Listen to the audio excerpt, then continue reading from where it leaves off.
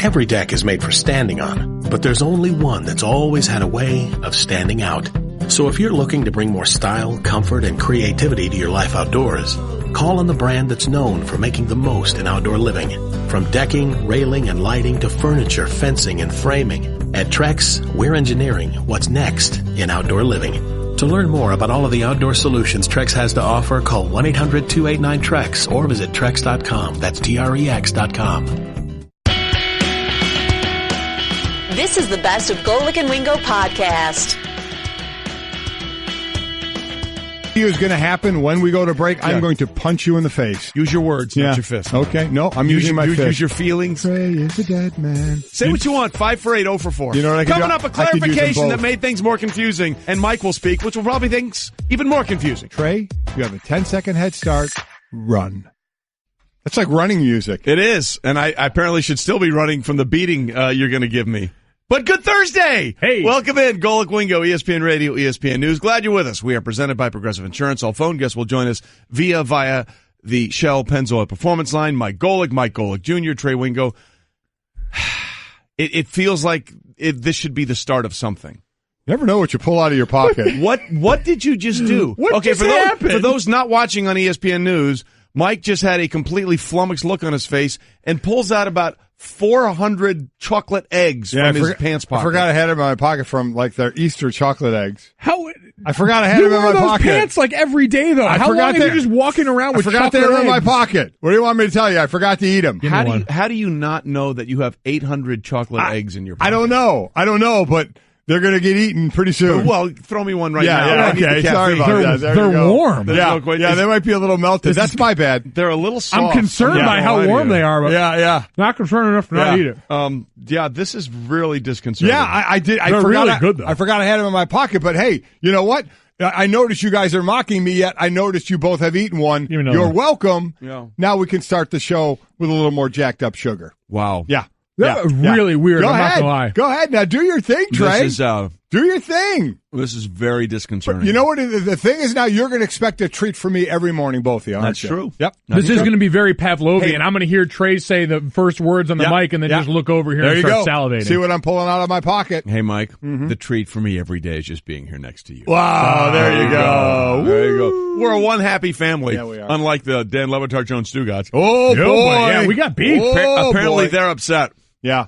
And I just want to say 3 words. Yeah. I don't care. Yeah, we have Stugotz on today. We'll get to the bottom of that. That's a contraction. It's 4 words. Yeah. That's fair. That's fair. Wow. That's a fair point. Well played, I will give you that. I just, I want to make sure we're buttoned up because they're going to come after us, and you guys have Stu coming on at 8. Yeah. So we got to make sure we're airtight right now. But here's my bigger concern. Where are you in this? Because I feel like you could be like a double agent. Can we really quickly, because I'm not even sure, what is the beef about? Thank you. We don't know. I don't know. They're upset with us for something. They're upset with us. Yeah. Okay, all right. And I know Stugotz Army is Wait, is a Stugotz, strong. you know the beef? Cliff's Cliff's got his own beef. Yeah, with first of all, Stugotz, Cliff too. has his own beef with Stu. What's going on there? Threw Cliff under the bus the other day on their show. For what reason? Well, you remember Cliff came out with the take that he thought that Jay Sixers Wright should was take going to Jay take Wright. the Sixers The horribly take. stupid thing that Jay Wright should take over the Sixers, who have now won 12 straight, so clearly they should fire their coach. And so Stugotz came on the air and defended Cliff because he was going to steal that take for himself. That seems nice. And Stugotz said, I understand. He's like, I understand where you're coming from. I understand not being taken seriously. And so they brought Cliff on. Yeah. And in a moment of pseudo-deception, they brought Cliff on and asked him a question he wasn't ready for that he didn't hear, and so when Cliff didn't respond in time, they shamed Cliff on air. They turned him into more content, and so now Cliff is upset, and rightly so. Is that what it is, Cliff? Got legitimate beef with Stugotz. Okay, well... So this isn't... So Stanzik, do you know the actual beef? So then there's a separate beef. Oh, They are mad that we did an etymology segment. You mean a breademology? A breademology. Did you know segment. Brett's a researcher who likes to get on air? I did. Okay, just not true. Why So are they were mad because apparently Dan is always asking for word origins, and we were supposed to know that that's their thing. And the funny part is they did this in the same segment where they mocked LeBron for claiming barbershop arguments. Oh, so they think we're stealing their material? So they're claiming that they invented word origins. Well, hold on. Yeah. So in other words, their thing is that we should have known that Dan occasionally likes to know where words come from, even though they've never done that on the show. Well, they do that on the show, but sparingly. Okay. So basically, Never this, in a segment. For people to understand, because I was even a little confused, just think of it this way. We're Nick Saban. We're right. And the they're LeBron. Exactly. Lebitard show is LeBron, and they're wrong. And the big thing out of this is, Mike, you work with Stugotz. You have a Stugotz Army shirt. He's treasonous. You basically, if this is going to continue, you have to burn that shirt on air. Listen, no, I look at the situation like this. I am fully ready to support you guys in this. I am going to be right here with you every step of the way. I know the enemy really well in this situation, so I feel like it can be an asset. But the minute this turns south and I feel like they're going to win, I'm jumping ship. Double agent. He's a double agent. Well, that means he's an agent against us, though, Trey. We want loyalty. Listen, I'm going to be snake in the grass. I'm going to be on the winning side of this. Whatever side this is up for grabs. I hope it's you guys. I'm rooting for you. You guys have an early head start right now because Stugotz definitely isn't awake at this point. You truly are Stugotzian with that take. Broadcasting 101. Be on the side that pays best. Think of it this way. Our side has Brett. Their side doesn't. That's fair. That's a powerful ally in the war to come. He puts the size in seismology. There you go. And we should probably do actual sports. Probably. It's time for Off the Top. Whether you like it or not, it's just beginning. With Golic and Wingo. Well, it is the start of the Masters today, and we couldn't have gotten off to a better start with Masters Week with what happened in the par 3 contest. First of all, Tom Watson at 68. Became the oldest par 3 champion. By the way, no par 3 champion has ever won the Masters, and that will continue because Tom Watson is not playing in the Masters. So, but how about that? At 68, he wins the par 3 contest. And you're thinking, well, that's pretty cool. That's a nice thing that happened. But that was not even the headline from what happened at the par 3 contest. On the 9th hole, Tom was playing with Gary Player and Jack Nicklaus, and Jack let his grandson, GT, who was his caddy, take a swing. He was a pretty good golfer in his own right, 15 years old, wearing sneakers and the caddy overalls, dropped in an ace. Yeah, he did. It was, and again, the 9th hole, for those that may not know, the 9th hole is the last hole, and that's kind of traditionally the hole where the players will let the caddies tee it up and hit it as well, because he had another grandchild, GT's sister Nina, with him as well. So the caddies were all hitting. And 15 years old, dropped in an ace. And we're gonna play the sound from it in just a little bit. It's incredible. Yep. Gary Player basically called it, and Jack Nicklaus called it a few days ago. It's really, really cool stuff.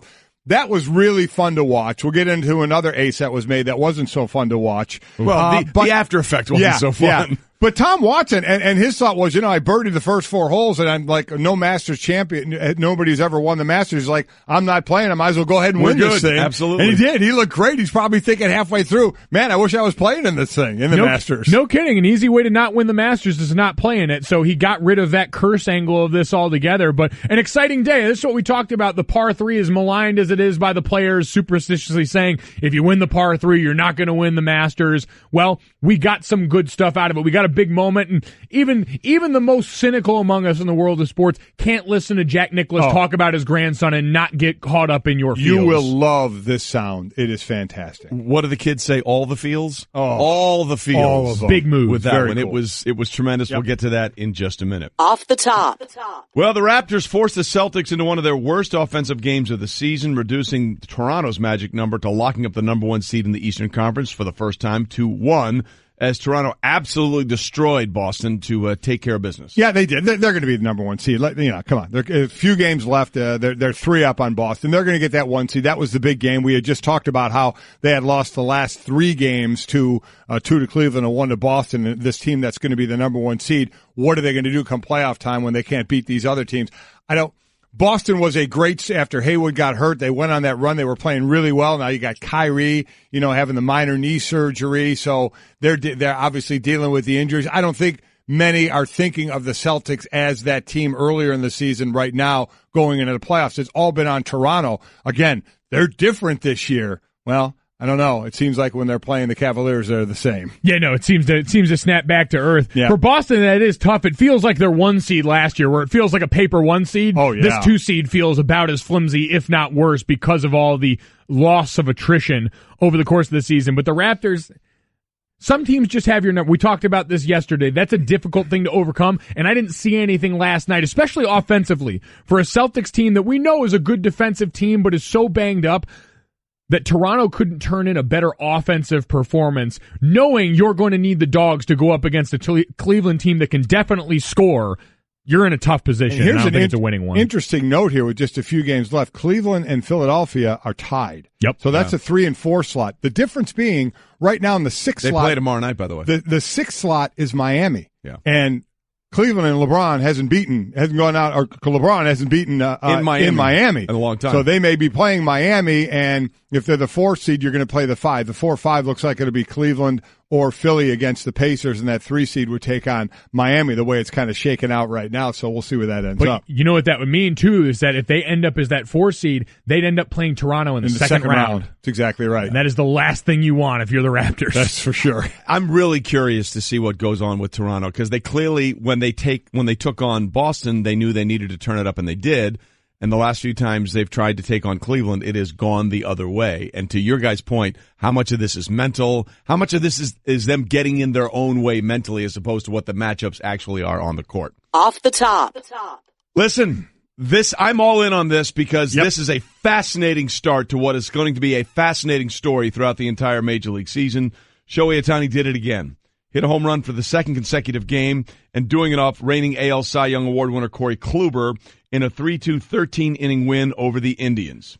He's the 4th player as Ohtani in the live ball era, that's 1920, to win as a pitcher. He has that win. He starts again on Sunday. And 2 home runs as a hitter in his team's first 7 games. The 3 others, none of those names include Babe Ruth. It's Bronson Arroyo in 2006, Don Newcomb 1955, and Hal Schumacher in 1934. That's an odd list. That's an odd compilation of names if you really think about it. Yesterday he was on the list that included Babe Ruth on 2 different lists. And the whole thing about this, we're talking about Shohei Ohtani so much, it was Zach Cozart in the 13th inning hit a walk-off home run. Right. God forbid we should mention his name, right? Oh, He yeah. actually gets the walk-off in the 13th inning to beat the Indians, so we got to give him a little bit of love. He's getting Sister Jeaned in this situation. It's a tough thing to overcome. Yeah. But with Shohei, it's been interesting. He's been great at home in the last couple of games. 4 hits in his first 6 home at-bats for the Angels right now. And Arian, all of this is, again, expectation. We didn't even think he was going to be hitting at this point in the season. And so now I start to wonder, and Trey got mad at me this morning for saying it on First and Last. I'm mad at you for this. He got mad at me for this. How much success does he have to have before we finally turn on him? Because people are going to turn on him the minute he falls off. I feel like his god-awful spring, was the best thing that ever happened to this kid early on. I agree with. Can't we just enjoy what he's doing before we are? Yeah. Can't we use the milk before it gets spoiled? You know how it is. Yeah, let's enjoy it. No, it's your fault. I'm enjoying it. This is all your fault. But you know how people are. Oh, let's enjoy it. And then, wait, he's up there. Oh, he's been up there too long. Let's rip him and knock him down. I'm going to enjoy it until it's not enjoyable anymore. We should be enjoying this. You're already bringing the down, man. I do agree with you on that. Yeah. We do seem to build up to tear down. Listen, I am going to enjoy this all the way through because I don't set these unrealistic expectations, but I saw Giancarlo Stanton get booed in his first home game. Well, that's just stupid. I understand it's stupid. That's my point, is that we're dealing with stupid. That's what people do. Fans in general I choose do not this to deal with the stupid. Well, okay, I'm going to enjoy this because it's rare and unusual, and I'm not going to go down that road. I'm going to enjoy chocolate. I think what he's talking about is he's not talking about you. He's talking about how the masses think. Let's deal with them later. Let's just put things. The idea that Giancarlo Stanton was booed, I get it, but come on, one game, oh my God, he's terrible, and the next home game, what does he do? He hits a 2-run homer. There were 6 chocolate eggs at the beginning of the show. There is 2 left, and I have not had one. I've eaten 3. No, I haven't done the read yet. I'm going to do the read, Stanzik. Relax. Stanzik, just all sit is there. well. Remain calm. It's 6:13. We'll get the dadgum read in. I'm just mad that Junior is bringing us down on Shohei Ohtani already. With you get mad pretty easily. Shut up. I don't know what you're talking about. Guys, you know what happened, though? Shohei Ohtani won the Pacific League MVP last year in Japan. Yes, he's already had a win as a pitcher and 2 home runs as a hitter. So we'll give him our MVP moment of the week. And it's brought to you by Sport Clips. Check in online at sportclips.com/check-in. And claim your spot today. Okay. Off the top. And we continue. Sort of what we were talking about because Junior got me all mad. Aaron Judge, Giancarlo Stanton, and Gary Sanchez, the Yankees' 2, 3, and 4 hitters, all hit home runs in a 7-2 win over the Rays. Not too bad. They all had 1 hit for the game, and it was all a home run. Each had 2 ribbies as well. Yankees 2, 3, 4 hitters all homered in the same game one time last year. It was in September against the Twins. It was Judge, Sanchez, and Didi Gregorius. All hit it, so they did it here. This is more the expectation. Now, 3 of them in a game, I doubt we're going to get all the time, but as we just talked about from yesterday, Is it going to be feast or famine? Something we saw last year and something we wondered if it was going to change this year. And it's very easy in baseball to keep those stats. Are we going to see monster home runs and monster number of strikeouts again? Or is that going to change? Yeah, you hear Aaron Boone talking about these guys after the game and basically said, I've been telling them you're right on the cusp of clicking. It's all on the cusp of coming together for this group of hitters, especially in the middle of this order. But to the point we talked about the other day with Didi Gregorius is you've got so many guys capable of going off, you don't need this to happen all the time. It'll be fun when it does, but it doesn't need to happen. And Aaron Judge is the perfect mouthpiece for this group because he said, we're not excited about this. We're going out here and doing our jobs. He is the consummate Yankee in this situation. He's got that air of Jeter in the way that he deals with the media and with success that's going to steady the group. Yeah, listen, there's so many ways they can win as long as they get decent pitching. I mean, it's ridiculous. By the way, those 3 home runs from those 3, Stanton, Judge, and Giancarlo, the home runs travel a combined 1,246 feet, according to StatCast, an average of more than 415 feet. So that's a ridiculous thing. Get used to it. I feel bad for the rest of the American League. Look, the Houston Astros don't care because they beat the Yankees last year and went on to win the World Series. But they're going to be problems for everybody. The question is, will they have enough pitching going forward? But it's going to be fun to watch them bludgeon people all season long in the Bronx. All right, that was off the top. We are Golic and Wingo, and we're going to get back to what we started the show with, which was not our beef with Stugotz. No, we don't have a beef with Stugotz. He has a beef with us. Let's be exactly right. I inverted the process. Mm-hmm. I apologize about that. But the thing that we were talking about was the par 3 contest. I mean, I was just watching on the television yesterday.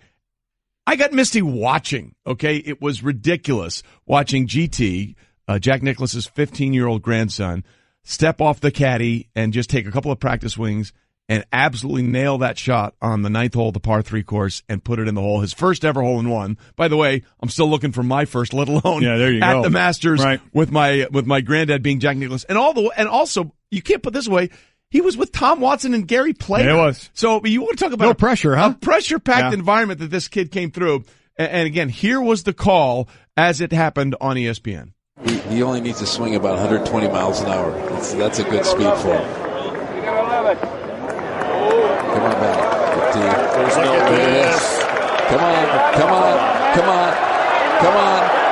Go in. Yes.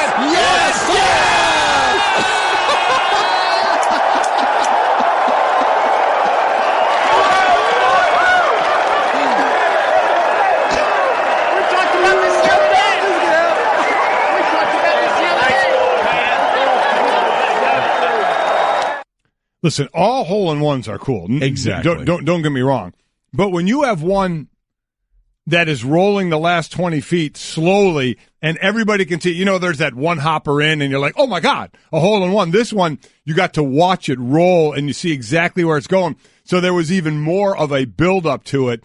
And then to see, those 3 greats, Watson, Player, and Nicklaus. Thank you. Celebrating with this 15-year-old and all going nuts over that. It was an incredible sight. It really was. That'd be like me getting my first pancake block at the age of 15 in the Super Bowl. That's essentially what that kid just accomplished in that moment. It's unbelievable. It's much better than the other ace we saw that day. It was much less catastrophic. Yeah. But the generational lines there to get to share that moment is a great thing in all honesty. Jack, after it, was talking glowingly about that. Glowingly about his grandson and where it ranks in the all-time realm of his accomplishments and what he's been a part of. And just for those of you that didn't see it on TV, the reaction of Player and Watson was unbelievable. Really was. Jack could barely keep it together. So you heard a little bit there. That was Andy North and Curtis Strange and Sean McDonough on the actual call. This was the sound just of Gary Player when he thought, because he hit it just right at the hole where the hill was, and Gary's like, that has a chance. Oh, GT, you're going to love that. You're going to love it. There it comes. This guy right in the hole, my man. In the hole.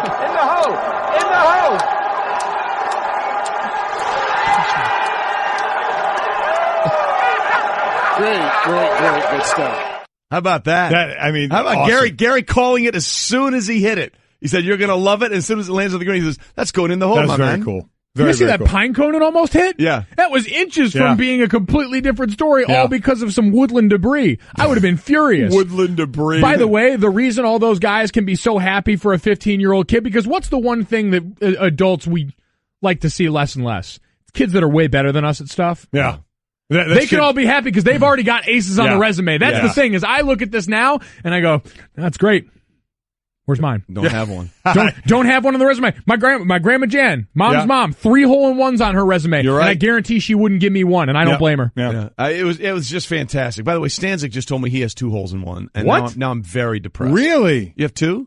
Yeah, 2 year apart, July 4th, 2 years in a row. No way. You are a Yankee Doodle dandy, Stanzik. Trey, I think I asked you this. What's the closest you ever got? Oh, I've got like a foot. Oh no! I almost bounced. I bounced one over the cup, and then I missed the birdie putt, which was just the worst. It was like 3 feet away. I was terrible. Yeah, it was in front of a pro too, not Jack Nicklaus, but like a club pro, and I totally bought. Is that why? Because how close was it to the pin? Because my point is because we brought this up. Allie had the same story on First and Last this morning. She missed a hole-in-one by about 6 inches, and then she said she missed the birdie putt after the fact. And I said, what group of monsters were you playing in where that wasn't a gimme after? Yeah, that's true. I would not even have dreamed of touching that ball. That's in the pocket, and I am muttering on to the next hole. That's fair. Although I wanted to. First of all, I mean, as soon as I hit it, Brian said, "Oh, that's really good," and it went right over the hole and rolled about 3 feet past, and then I totally. Oh, that's a shame because you want the natural bird. Of course, you want that. I can't have nice things. No, that's the way it happened. Can't. But you know who can have nice things? Jack, 6 Masters, and this was him talking to Tom Rinaldi afterwards. Curtis Strange stopped you on your way past the booth and asked you how you would rank what you just saw from GT. Number 1. You know, what I did didn't make any difference to me. I can't talk. Watching your grandson do something is pretty special. And I got a few tears. And we talked about 3 days ago. And I said, GT, do you want to hit the ball in 9? He said, sure. I said, well, I think you're going to make a hole-in-one. That's what I told him 3 years ago. He said, okay. He's never made a hole-in-one. That's his first hole-in-one. Pretty special, wasn't it? Very special. Jack barely keeping it together. Oh, incredible. Just great. He's got 22 grandkids, and he wanted to, over the years, make them all part of the par 3. Doubled up yesterday, as we talked about GT, and GT's sister, Nina, was also there. She was taking some hits as well, but just a very cool family moment and a very, very proud. You know, at that point, he wasn't Jack Nicklaus. He was a proud grandpa. Yeah, and the great thing about that is GT is Gary Nicklaus's son. Right. And Gary was on Jack's bag at the actual Masters in 1986 when he came back on Sunday to win his 6th and final green jacket in his 18th major. And there's a great clip on YouTube out there where on 16, which is a par 3, Jack took a little 3/4 5-iron and hit it close. And as the ball's in the air, Gary said, "Be the right club." Jack turns to him and says, "It is." Let it within 2 feet, and he made the birdie putt. Just fantastic stuff. So congratulations. That's why we love the Masters, and we can't wait. First round action going to get going at Augusta in a couple of hours from now. All right, coming up, we were supposed to talk to Johnny Manziel later on today, but things sort of fell through because, well, he made some news yesterday. And I see it differently than a lot of people or what Johnny had to say. We'll get into that. Golic and Wingo. And Wingo. Mm-hmm. Trey Wingo and Mike Golic Sr.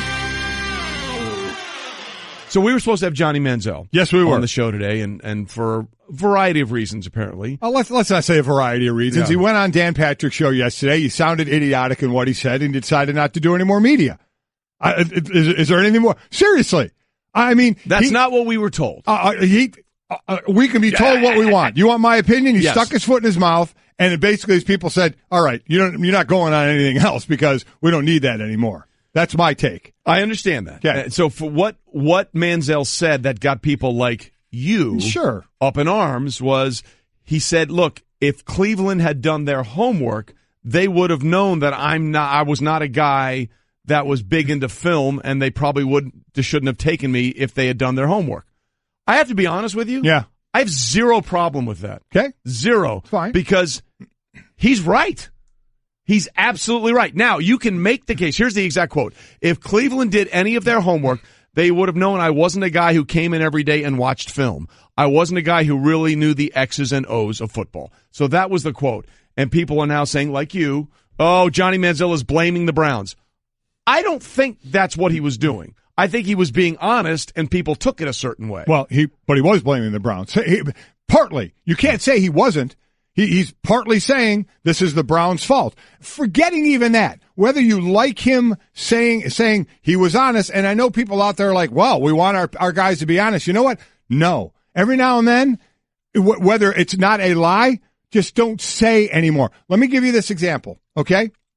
You are a big shot coming out of college. In the media world, you get a job at a highfalutin station, right? And it doesn't work out for you. You don't do well. And you get fired, okay? Yep. And then you want to make a comeback. And in your making a comeback, if you start out at smaller networks or whatever and to try and build yourself back up, someone does a story on you and you say, you know what? That station, they should have known. I didn't watch sports. Yeah. I didn't really write things. I didn't really do anything well. That's fair. Why would you want to say that? Yeah, whether it's true or not, why would you want to say that when you're trying to get back into the league? You're exactly right there. That's only my point. There are 2 points to this. Number one, should he have said it? Probably not, knowing the contest. Point. Right. It's the same reason why I don't think Baker Mayfield should be doing this webisode, because it just confirms some confirmation bias for people. But if you really look at what he said, he's absolutely correct. And then he went on to clarify it. He said, draft a quarterback in the first, and this is on Johnny on Twitter now. Draft a quarterback in the first round and put him into a toxic quarterback room versus what it was like my second year with McCown. Completely different situation. It's all about the right fit, and mine in Cleveland wasn't right. That's just the facts. I also have nobody to blame but myself. Yeah. And I think this would have been much better if he had started that thing with Dan and said, look, I have nobody to blame but myself. However, I'm just not giving the Browns the benefit of the doubt. They've won one game in the last 2 years. They have botched this 100 times over. We're getting into things I agree with you with about. Don't do that, because that's bad for radio. Should they have known about this? But where I disagree with you is don't say it. Yeah. Why are you're trying to get back in a job where you just admitted publicly to everyone you didn't give a damn? Okay, and now I know there's this redemption story where now all of a sudden you do, and you're out of the league, and now you had your issues off the field, and you're making a comeback. Everybody likes a good redemption story, but you know what? You can filter what you say, and here he didn't, and it comes off. Listen, I wasn't going to take the guy anyway, but that's just me. But I'm not running a team. Maybe there's a team out there. People are putting him with New England, in certain situations. Good luck with that. No shot, I think, on that. But regardless, he's trying to get back in the league, and he has every right to try and get back in the league. And the main thing is I hope he gets his personal life squared away, which he seems to be going in the right direction. At least that's what we hear, getting married and the whole deal. But, man, you did not need to offer that up. So I completely understand why all of a sudden he's not on our show, or not. I guarantee he ain't going to be anywhere else, is because they're like, okay, you need to not talk anymore and just let your play do your talking from now on, because even though you may have meant it a certain way, it was really your fault, and you're just explaining the situation and how it came out, but it doesn't look good and doesn't sound good. It didn't sound good. Right. I think that's the most important thing. And that part I agree with you, but see, this is the dilemma we get in all the time. What do we always say? We just want people to be honest with us. And then he's honest with us, and they're like, I can't believe you said that. So I feel like we put people, we being the collective media, which I hate using, by the way, at times – We expect people to do this, and when they do it, they're like, I can't believe you said that. No, there's honesty, and they're saying it the right way. That second thing you read, that was honest. Yes. And if he had just said that, that's cool. And it was honest. Yeah. What he said about the Browns should have known, and just really letting everybody, we kind of knew he wasn't very well prepared. That was obvious. When you're reading your playbook on the plane going to Vegas, we kind of knew that, but you hate hearing the guy say it. It's like another subject we're going to talk about, in college football. We will. Where you know about it, it all happens, but when you hear it, it just doesn't sound right. Yeah. My issue is I have no problem with him being honest about the situation with Cleveland, because let's be honest, Cleveland, I've said this before, and look, I think GM John Dorsey has turned the page, and I think they're actually doing the right things now. It has to translate into wins, but I think they're actually, to quote his phrase, getting real players now, which is what they were doing, which was what they weren't doing before.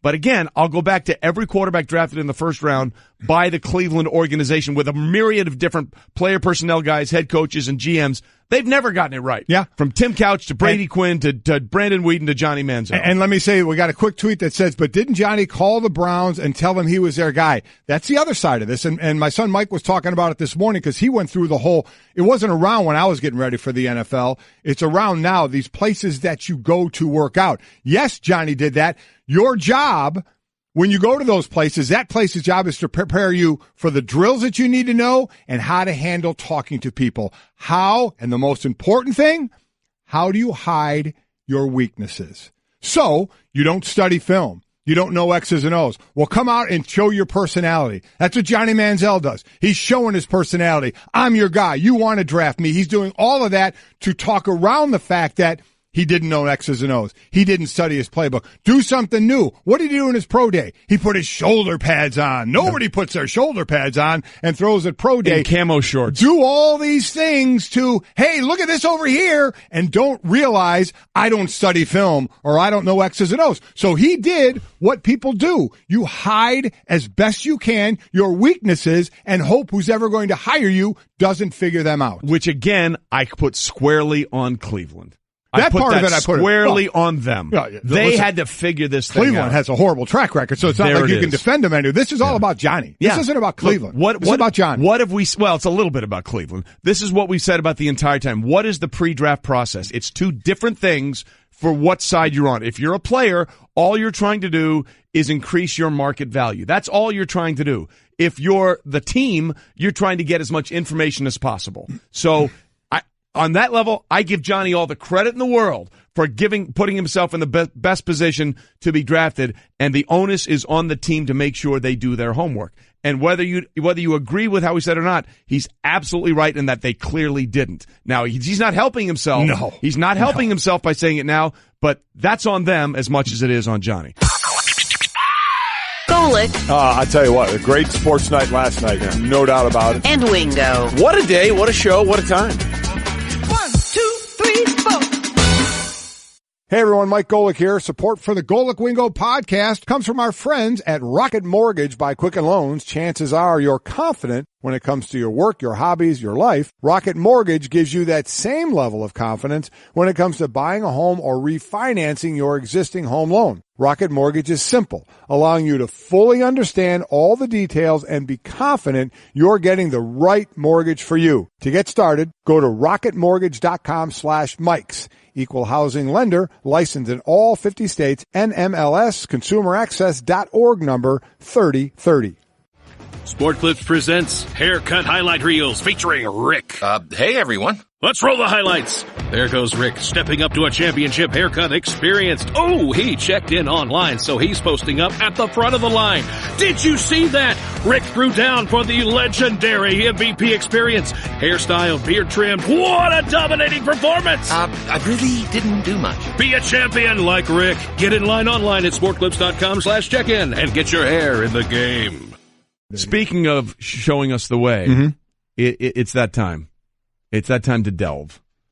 All right. Is he there? Is he on camera, or is he just is he hiding behind a microphone? I am not on camera today. There's no need for a TV crew here because they keep running re-airs of your show instead of ours. It's not our call. Oh, wow. They call. finally smartened up. Okay, so hold on. Before we go down that rabbit hole, we need to go down the rabbit hole that apparently we are being sucked into. Yeah. So Stugotz from the Dan Le Batard Show with Stugotz is here, and apparently somebody on your show is angry at us for something. Well, no, the Stugotz Army, listen, I can't control them, okay? They go, like their leader, they go in any direction they want to go. They won't be led. They don't understand instructions. And so I can't control this Army, what they're upset about, guys. And listen, I've tried to merge these shows, and they know how great Golic's been to me. And Trey, I said yesterday, I'm not certain I want to wage war with this particular show because I'm starting to like Trey Wingo a bit. We got a lot in common. Oh, joy! No, we do. Listen, we got a lot in common, you and I. Okay, I agree. Yeah, I mean, we love golf, we love the NFL draft, and we love money. Yes. I mean, we got a lot in common. That is the tri-spear bond that bring people together right there. All right, that's the triumvirate. So what's the issue? What is the deal? I think they're upset because they have grown to like watching the simulcast of our show. They like watching it on TV, and they're upset that we've been bumped 2 consecutive days here for re-airs of Golic and Wingo. That's not it. That's not what I heard. Right. Trey, I'm telling you, I think that's the root of everything. All right, first off, then you're right. Your Army, has some issues. Because I agree. We have no control over that. So I'd rather there be a battle over something that we supposedly did, and supposedly we stole some of your guys' material. Is that another thing they're mad about? Maybe there's that. Listen, okay, they're very petty. okay? All of them, okay? Just like me. They are petty. So it could be that. It could be being bumped for, re-airs of Golic and Wingo on ESPN News, stolen material. Yeah, stuff like that. I love what you guys are doing, though. Like, take big hacks, man. Take big hacks. Can I ask now, are your hamstrings getting tight at all from this backpedaling that you're all of a sudden doing?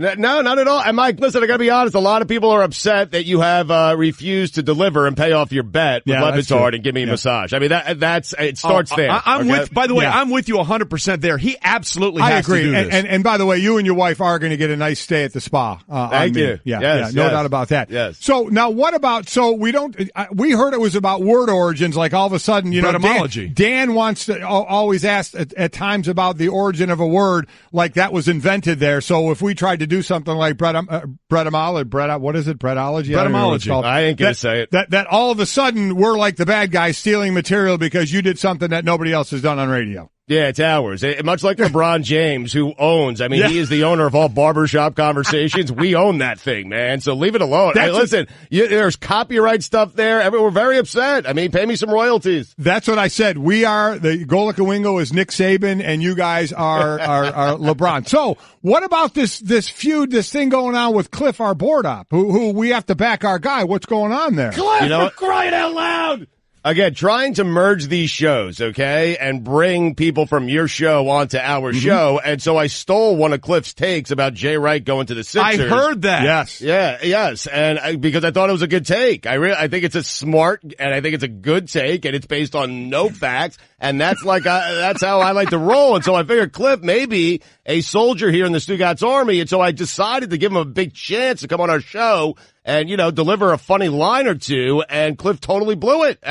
I went to bat for Cliff, tried to give Cliff a voice. And then we brought him on the show, trying to make him a star, and he blows it, guys. I don't know what to tell you. Okay. That's not on me. That's on Cliff. That's your side of this story. Cliff, would you like to give equal time here? What's your side of the story? First of all, I'll never be part of Stugotz Army. I'm my own man. I don't do that. All right. Well, your Jay Wright take was awful then. No, you stole my high take then. Okay, what's the issue, Cliff? He says Cliff, you came on Mike. Mike, that is a badge of honor, Cliff. Wear it as such, okay? If I steal your take, man, that's like, wear that as a badge of honor, man. Okay. I steal Golic's takes all the time. He doesn't care. All right, so Stu is saying you came on their show and you absolutely blew it. What is the reason? I didn't blow it. I got set up by Mikey C and by Stugotz. I think it was an inside job. I was bamboozled, yes.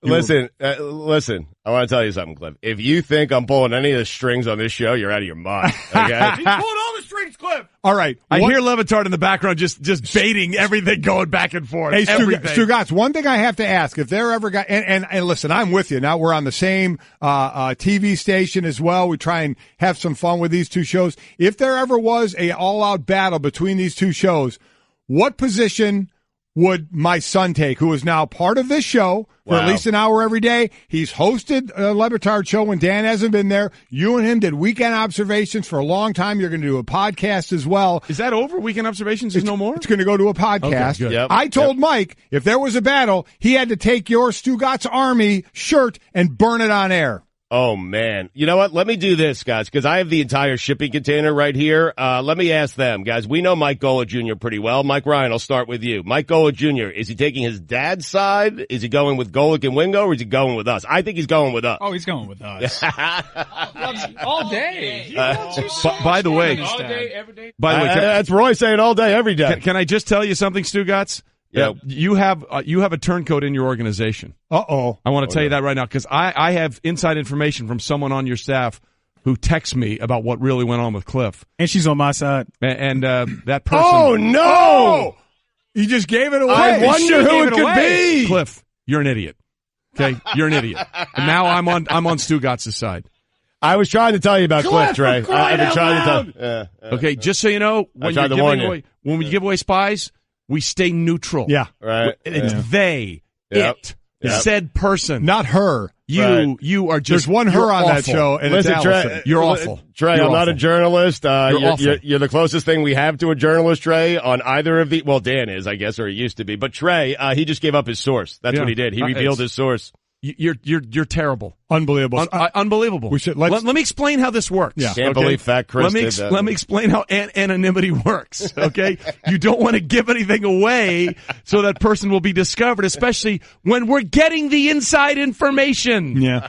You don't do that. We're going to have to work on that. We're talking to Stugotz at the Dan Le Batard Show about the possible beef, a couple of different with the shows. We'll get everything ironed out. One thing I think, Stu, we can all agree on is we all love the Masters. I think you and Trey a little more than everybody else. But how about yesterday with the hole-in-one, the joyous one by a 15-year-old and the other by a golfer who then dislocates his ankle? Yeah, I can't. I mean, and the way he put that thing right back in with no hesitation. I mean, that was freaky, man. It was. Weird, crazy. And Mike, I heard you talk. He happens to be a very good athlete. Like, he's a great basketball player, was a great soccer player, and obviously a really good golfer. So not so good at the running, though. Not so good at not so good at sticking the landing thing, Trey. I think he was running fine, and then he jumped a little bit and tried to turn around, and he didn't stick the landing very well. Listen, it's such an exciting day, and yesterday, Trey, that's why we love this tournament, right? I mean, we love Thursday, Friday, Saturday, Sunday, of course, but all the small little events leading up to it. Tiger and Phil in their practice round, then yesterday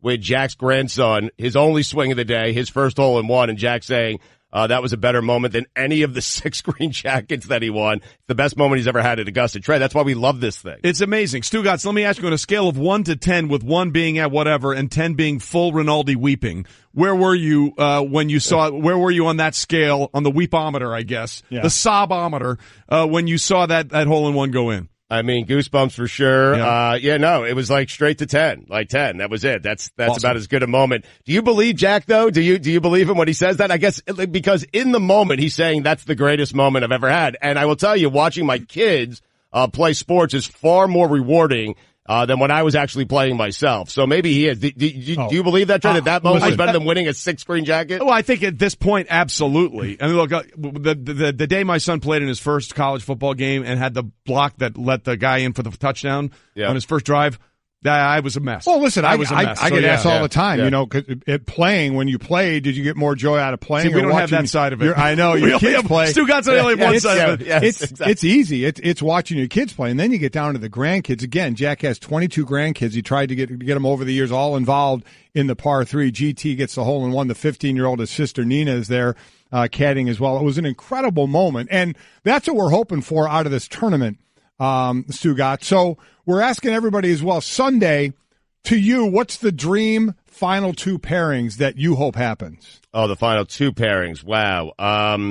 It's interesting, guys, because, the way I experience and watch the Masters, and Trey, I do wonder, and I'll answer your question in just a second, if you do it this way, is you just let the first round kind of play out and see where everyone's positioned. Yeah. And then I've tried to explain to Dan, because Dan's not a huge golf fan, although he'll be intrigued this weekend because Tiger's coming back. I've tried to tell Dan and explain to Dan that even if your favorite golfer, let's say, for me, it's Phil Mickelson. If Mickelson is pulling, I want Mickelson to win. I'm telling you that on the front end. But if he gets too far ahead of the field, Trey, on Friday or Saturday, you're actually rooting for your favorite golfer, to put up a bogey or a double bogey to bring himself back closer to the field so you have an exciting Sunday, right? Give me the drama. I want the drama. Right. That's what I want to see. But it's weird. But that's why Tiger is so different, because when he bludgeoned the field in 1997, I was all in on every single stroke. When he did the same thing at the U.S. Open, when he was 12 under and second place was 3 over, it was still riveting. But anybody else, it just doesn't work that way. You're exactly right. I want to see, again, we've talked about this before, I want to see 2 young guys in the final group, and I want to see Tiger and Phil in the second to last group and have this generational war going on in the back 9 Sunday at Augusta. That's my dream scenario. Yeah, it'd be great. So I'm going to, man, how can you not be rooting for Tiger and Phil? That would be... All right, so I'll just choose 4 golfers here. I'll go Tiger and Phil, I guess, in that final pairing. And then I'll go 2 of the young guys, just like Trey. I'll go Dustin Johnson and Jordan Spieth. We forget that a year ago, right at this time, Dustin Johnson was an overwhelming favorite to win the Masters, and I happen to think he's going to be the guy that wins it again this year. Oh, you do? I was just going to say, he's the one of the top No one's players. talking about him. No one is talking about him. Yeah, and Trey, if you look at the stats, you look at his stats, I can't remember the exact stat, but he is top 5 in 5 of the most important categories on tour.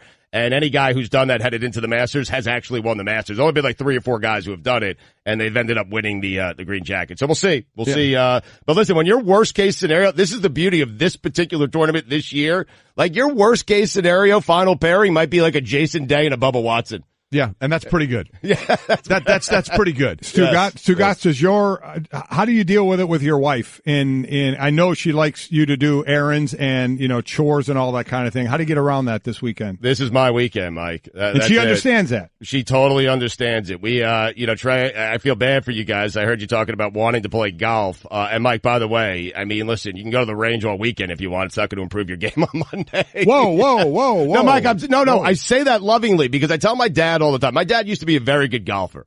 My dad's like 75, 76. He doesn't play nearly as much. And he'll come out, after not playing for 2 or 3 months, he'll come out with me, and he'll hit a bad shot and start throwing clubs and stuff. You got a bad temper. And I'm like, Dad, you got to play this game every single day to get good at it. Am I wrong, Trey? No, you're exactly right. I hate people that go out there and Golic doesn't take it seriously, which is great. No, I don't care. But people that go out there and play like once every 3 months and are ticked off when they don't hit the door. I'm like, dude, put in a little effort. Let's do the work. That's how you get the reward. That's my point. I'm like, Dad, you can't get upset at yourself. You haven't picked up a club in 3 months. No, I just pop another beer. That's all. There you go. So Mike, to answer your question, yes, the wife, she knows I love this week, and she actually loves watching Saturday and Sunday as well. So we are off tomorrow. The show is off tomorrow. And listen, I apologize. This is a win for you, okay?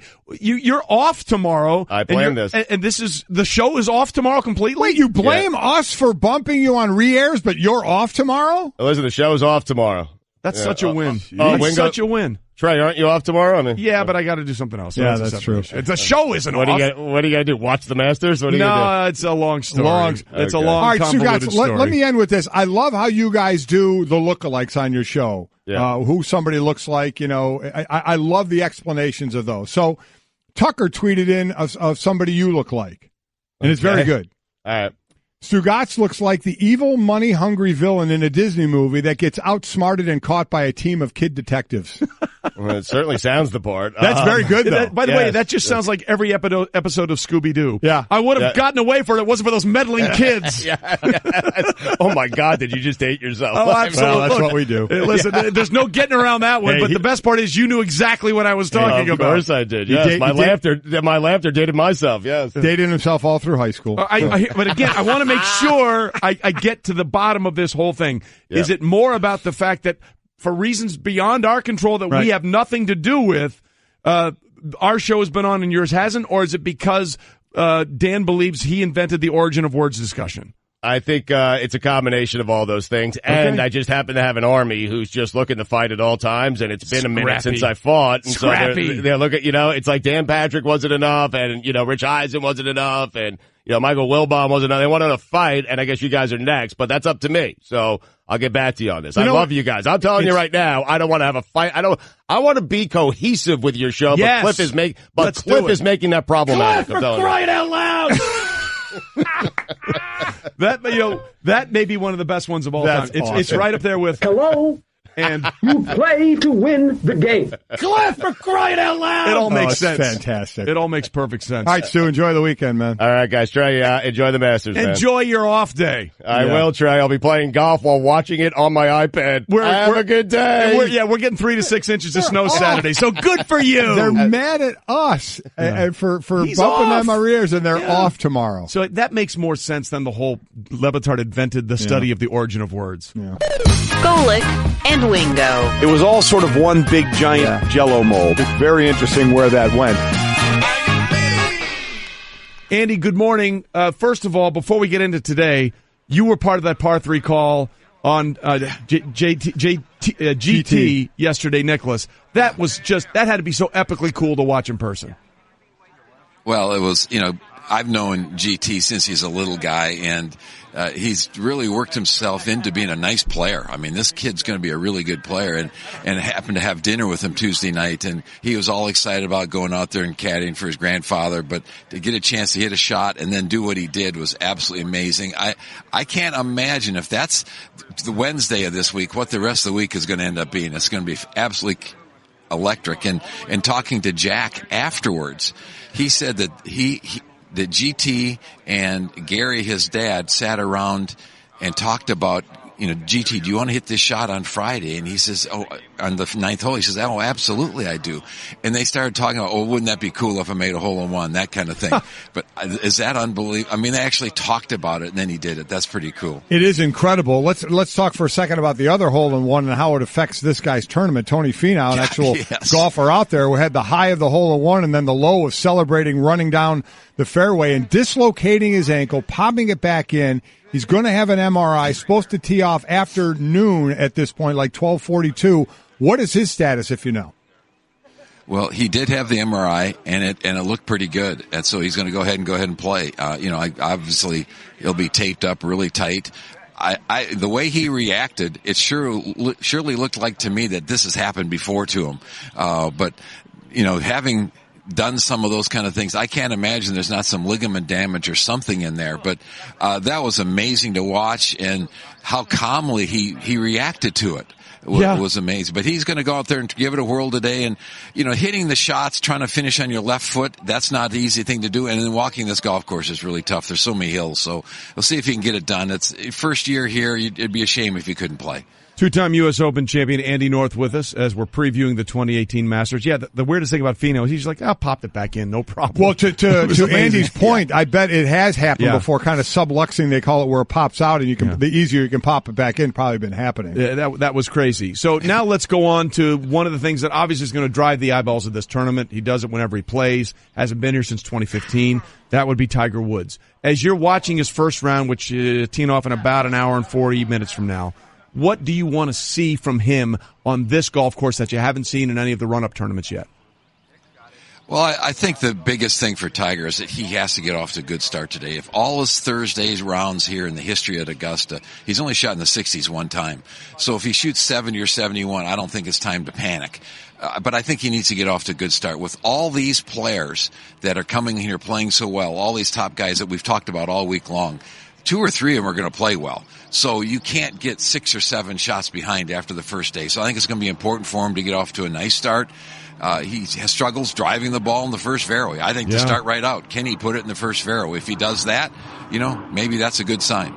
With the weather the way it is and going to be, what type of golfer is it going to favor for today and through this tournament?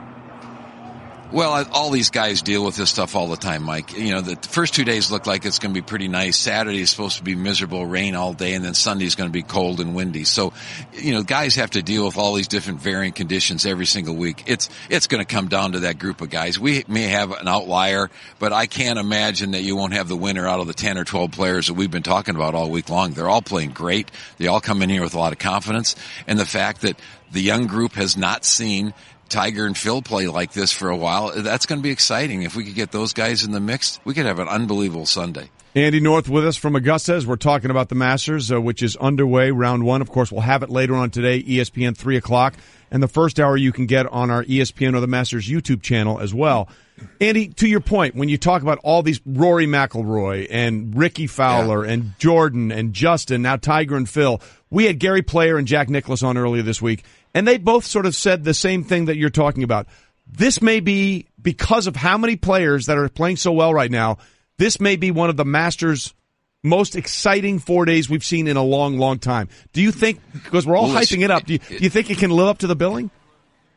Well, it's set up that way. Yeah. What happens, you've been around enough golf that it's ridiculous. Whatever you think's going to happen usually doesn't. Right.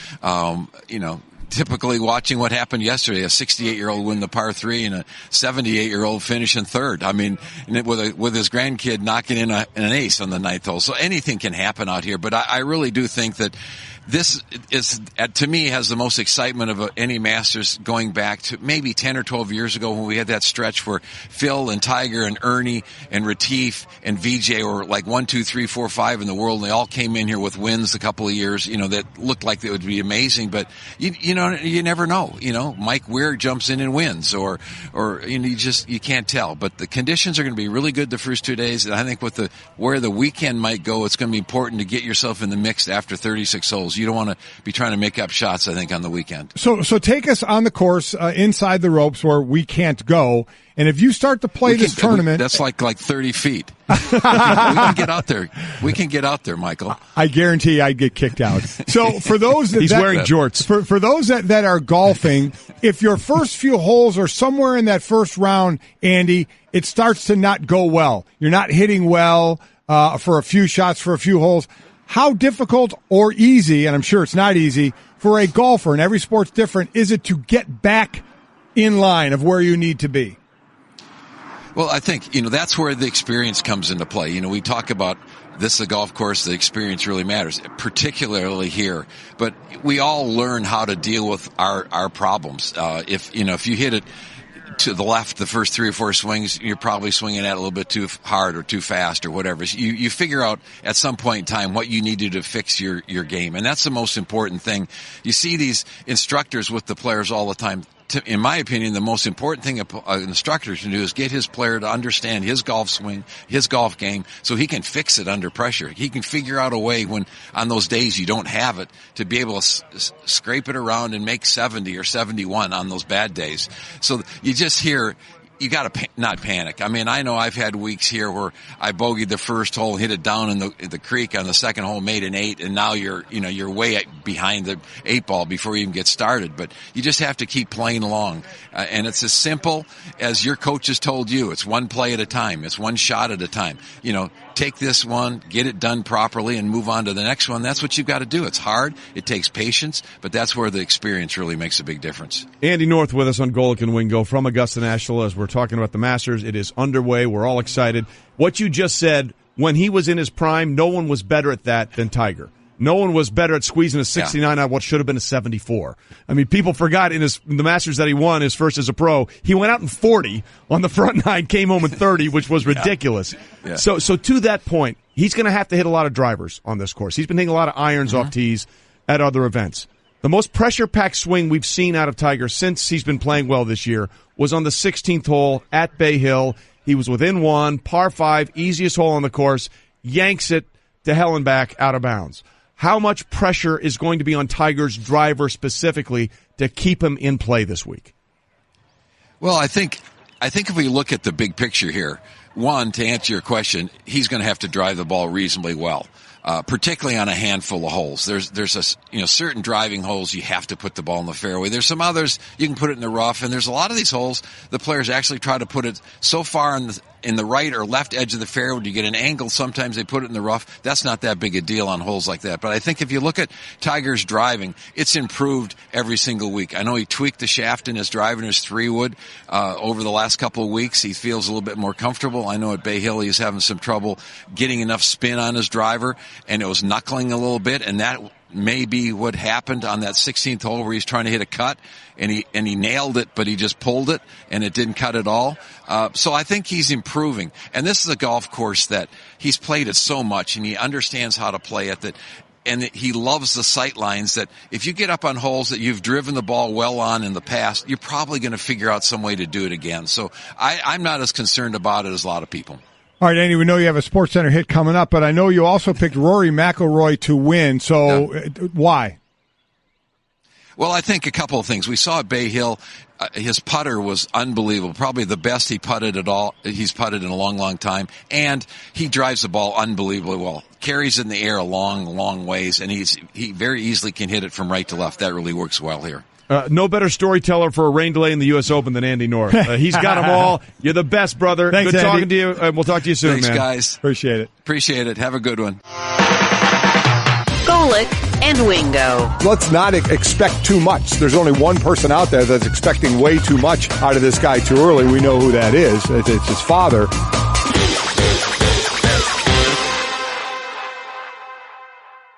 Winning at sports and at sports broadcasting means changing things up. Just like La Quinta Inns and Suites is changing up their look. A renovated lobby that's so contemporary it even makes Golic look cool. Yes, it does. And a totally updated fitness center that even has Wingo feeling like a workout. I'm ripped. Plus plenty of comfortable spaces to hang out. Yep, this La Quinta look definitely has a vibe of victory. So you can just relax, refresh, and get ready for your next big meeting. Prepare to win at business with La Quinta Inns and Suites. Book now at LQ.com.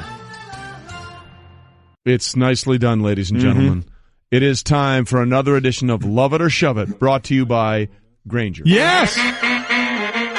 It's time for another edition of Love It or Shove It. That didn't go well. With Golic and Wingo. In case you, for those watching on What's ESPN up, boys? News, if you didn't know, we were brought to you by Grainger. Yes, we are. Bubba is decked out in a Grainger shirt, Grainger hat. Is that a Grainger towel? What is that? Yeah, it's It's a flag, like a flag banner. Okay. Yeah. Why not? So you love Grainger. Grainger loves you. Grainger pens. Yeah, that's what happens when you're a national spokesperson. You kind of just get a lot of free stuff. I don't know if you guys know that or not, but I know it.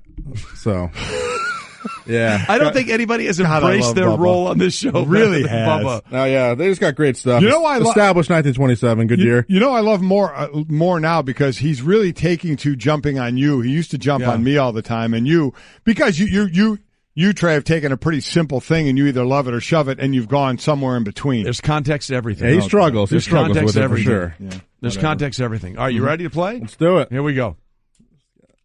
Get that pen ready? Okay. Someone who already has a green jacket will win the Masters. Love it or shove it. Okay. Previous winners, Tiger, Phil, Spieth, Sergio, Bubba, Adam Scott. So among others. Among others, certainly. I am going to shove that. My pick, I have not given my pick. My pick, Trey, is going to be Ricky Fowler. That would be awesome. Yeah. Because of all these young kids, he's the one that hasn't won that major. He has not won And in 2014, they combined the total relation to par for all four majors. He was by far the lowest, but he didn't win one of them. Yeah, I know. I'm with he's right there, ready to break out. He's going to do it this time. 16-1 odds. He was up from 20-1, 16-1 right now. That is my pick. All right. I am going to love it because oh, he looked good. Yeah, I got a Tiger folder, okay? Tiger Woods, yo. You're picking Tiger? No, I'm just going to love it because that's a possibility. In my heart, I'll tell you who I'm actually going to pick, but I'm going to love it because I want to see either Tiger, Phil, or Jordan Spieth win. Okay. So that's that. I'm going to love it for that reason. All right. You want to know my actual pick, though? It's going to be someone who hasn't won a green jacket, correct. Right? It's Rory McIlroy.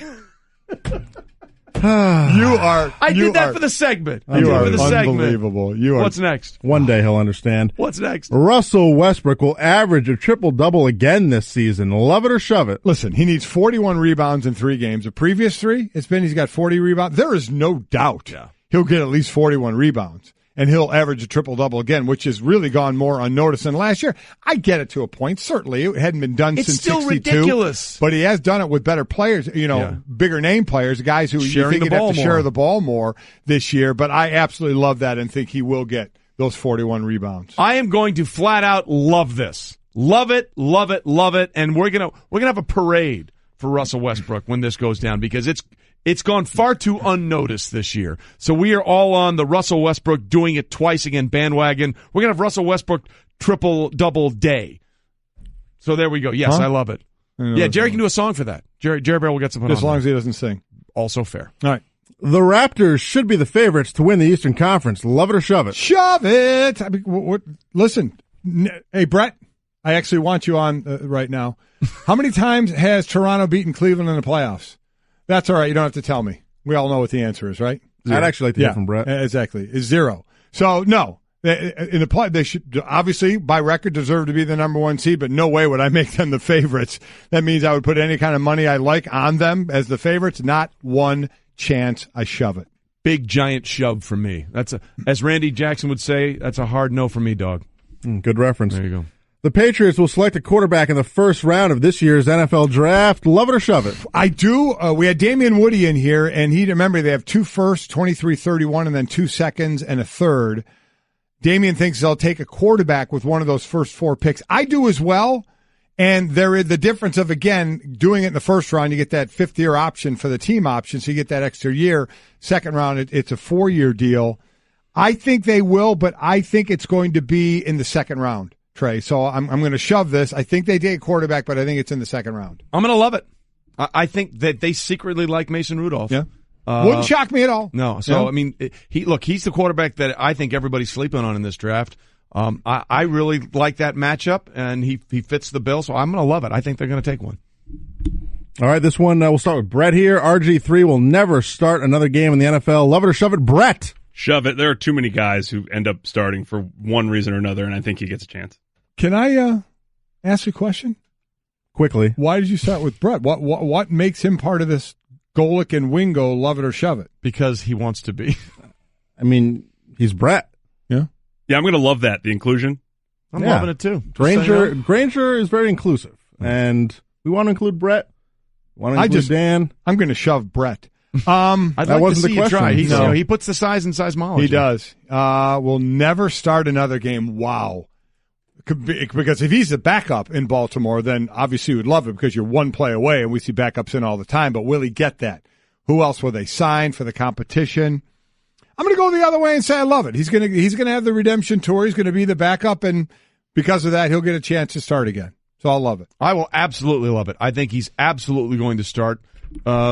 Maybe even a couple games this year. So yeah, I'm all about it. Definitely going to be on the love it side there. All right, Brett, the one who got it done. No, I'm just congratulating him. We'll move on. Okay. But great job. Mm-hmm. He gets it. Adults should not put ketchup on their hot dogs. Love it or shove it. Now we need some context. Yeah, the National Hot Dog and Sausage Council says only those under 18 should put ketchup on their hot dogs. Is there any sort of context as to why they say that? No, I shove the National Hot Dog and Sausage Council like crazy. Which I thought you would never do. I shove them because putting an age limit on ketchup is ridiculous. And I put ketchup on my hot dog. I absolutely put ketchup on my. I'm not a mustard guy. I put ketchup on my hot dog. And there's nothing wrong with putting any condiment you want that you like on your hot dog. Zero wrong with it. So I completely shove this. It's ridiculous. I'm shoving this as far as it can be shoved. Now, Stanzik, you just said something interesting in my ear. What's happening with Junior? So Junior made a big deal about this on First and Last. As he should. Allie has been going back and forth with a member of this so-called council. There really is a council. There really is a council. This guy, his Twitter handle is something VP Meat. Is he potted meat? VP. Yeah. Okay. He will be going on with your son. He will. In the near future. I'd love to hear his explanation. How can you tell me an age? Well, here it is. This is according to an article in the Pittsburgh Post-Gazette. Just as Merlot is a no-no with chicken and using your fingers to eat asparagus spears is perfectly fine, there's a certain etiquette when it comes to hot dogs. So says the National Hot Dog and Sausage Council. It says don't put hot dog toppings between the hot dog and the bun. Dress the dog, not the bread. Do not apply condiments in the following order. Wet condiments like mustard and chili first, followed by chunky condiments.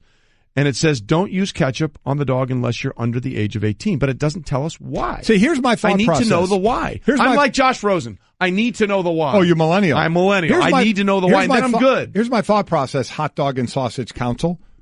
Who the hell are you? There you go. To tell me I bought the hot dog. I will dress said hot dog any way I feel. And also, I have had Merlot with chicken before. Merlot. Oh, Merlot with chicken before. Okay? I know it's Merlot. Sometimes I really don't know. Remember your whole thing? I like Pinehurst number 6. I don't really like wine. Pinehurst number 6, and you're like, no, that's an actual course. I didn't even know that. Didn't even know. But and even that Merlot with chicken. Yeah. Who? If I like Merlot and I like chicken and I like the two together, I'll mix them. It's my palate. I shove this. I shove you, council, as far as it can be shoved, and I hope my son destroys you on air. How about that? I just don't understand why the 18 thing is there. I mean, is it because you can only have so much sugar and there's sugar and I don't get it. A lot of things. I mean, why 16 for driving? I was driving all over the place at 14. Well, that's a disaster waiting to happen. Never mind. You know who's for every age? Who's that? Granger. Because they're the ones that get it done. Except for Cliff. Why don't he's been awful? Why don't you go ahead and read that? Why has Cliff been awful?